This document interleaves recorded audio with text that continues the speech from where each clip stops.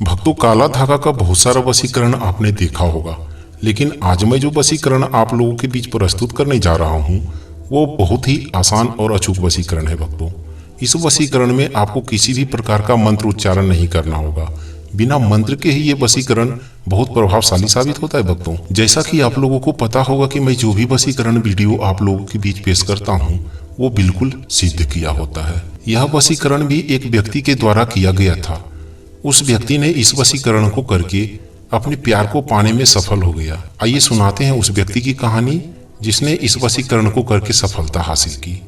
Video ध्यान से देखें, सुने और अच्छी तरह से समझे भक्तों, क्योंकि इस कहानी में ही इस वशीकरण को करने की सारी विधि और सावधानियां आपको अच्छी तरह से समझ में आ जाएगी। भक्तों, बहुत ही रोमांटिक कहानी है उस व्यक्ति की। रात के 11 बज रहे थे। सभी लोग अपने अपने घर में आराम कर रहे थे। मैं भी अपने घर में सो रहा था। अचानक मेरे दरवाजे की कुंडी किसी ने बजाई। मैं अपने बिस्तर पर उठकर बैठ गया। मैं बोला, कौन है? बाहर से किसी पुरुष का आवाज आया। बोला, बाबा जी, मैं बिरजू, आपका यजमान। मैं उस व्यक्ति को पहचान कर दरवाजा खोल दिया। मैं बोला, क्या बात है, इतनी रात को क्या करने आए हो? बिरजू बोला, बाबा जी आप मेरे साथ मेरे घर चलिए। मैं बोला, आखिर बात क्या है? बिरजू बोला, बाबा जी मेरी बहन पर लगता है किसी भूत प्रेत का साया है। वो अजीब सी हरकतें कर रही है, बहुत परेशान करके रख दी है पूरे घर वालों को। मैं बिरजू की बातों पर विश्वास करके बिरजू के साथ उसके घर चल दिया। रास्ते चलते समय मैं बिरजू से पूछा, तुम्हारी बहन किस कक्षा में पढ़ती है? बिरजू बोला, 11वीं तक पढ़ी लिखी है बाबा जी, इसी साल उसकी शादी कराई है। 2 दिन बाद वो अपने ससुराल जाने वाली है और आज उसके साथ पता नहीं ये सब क्या हो रहा है। हम लोग बात करते करते बिरजू के घर में प्रवेश कर गए। वहां पहुंचकर मैंने देखा कि बिरजू की बहन बेसुध होकर जमीन पर लेटी है। बिरजू की पत्नी पानी का लोटा लेकर उसके पास बैठी है। बिरजू की बहन का यह स्थिति देखकर मैं तुरंत उस औरत पर से भूत भगाने का उपाय करना शुरू कर दिया। भूत का साया उसके शरीर को छोड़कर चला गया। मैं बोला, अभी इस औरत को 4-5 दिन आराम करने दो, कल मेरे पास आकर एक ताबीज ले लेना। मेरे मुंह से आराम की बात सुनकर वो औरत बहुत खुश हो गई। मैं सोचा कहीं ये औरत झूठ बोलकर भूत का नकल तो नहीं कर रही है, लेकिन मुझे क्या, मैं अपना दक्षिणा लेकर बिरजू के घर से अपने घर के लिए रवाना हो गया। बिरजू के घर से 5 कदम आगे निकला ही था कि एक युवक ने आकर मेरे रास्ते को रोककर खड़ा हो गया। मैं बोला, तुम कौन हो भाई, मेरा रास्ता क्यों रोक लिए? तब वो लड़का मेरा हाथ पकड़कर एक कमरे में ले गया। वहां बैठाकर बोलना शुरू किया, बाबा जी कैसी है वो? मैं बोला, किसके बारे में तुम जानना चाहते हो?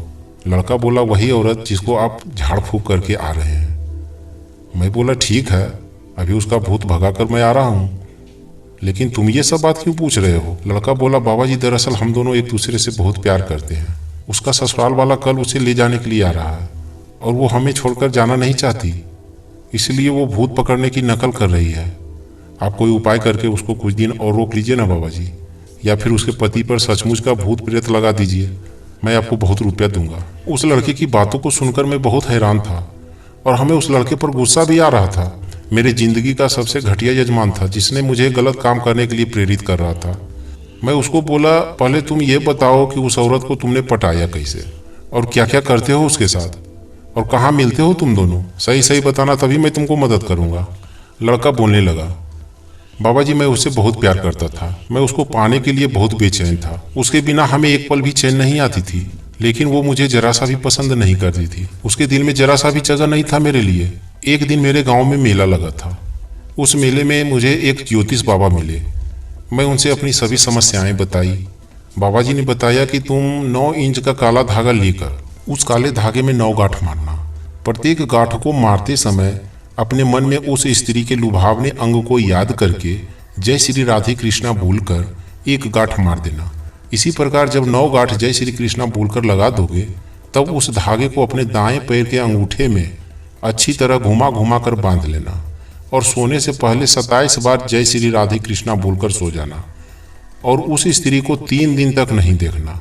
शराब और मांस का सेवन नहीं करना। जैसे हमें वो बाबा जी ने बताया था मैंने वैसा ही किया। चौथा दिन वो स्त्री खुद पट गई। हम दोनों इसी कमरे में रोज मिला करते हैं बाबा जी। मैं उस लड़के की बात को सुनकर सन्न रह गया। इतना सटीक और आसान वशीकरण मैं पहली बार सुन रहा था। मैं बोला, ठीक है, लेकिन अब तुम उस स्त्री को भूल जाओ और उसका घर बसने दो। अब उसे ससुराल जाने से रोकना या उसके पति के साथ अपराध करना ये ठीक बात नहीं है। तुम अपनी शादी करके नया जीवन जियो और उसे भी जीने दो। विशेष बात अगले दिन करेंगे। उस लड़के को सही मार्ग दिखाकर मैं अपना घर वापस आ गया। इस वशीकरण को करके आप भी अपने प्यार को पा सकते हैं भक्तों। अगर ये वीडियो आपको अच्छा लगा हो तो चैनल को सब्सक्राइब करके घंटी जरूर बजा दें। विश्वास रखें, आपका प्यार आपको अवश्य मिलेगा। जय श्री राधे कृष्ण।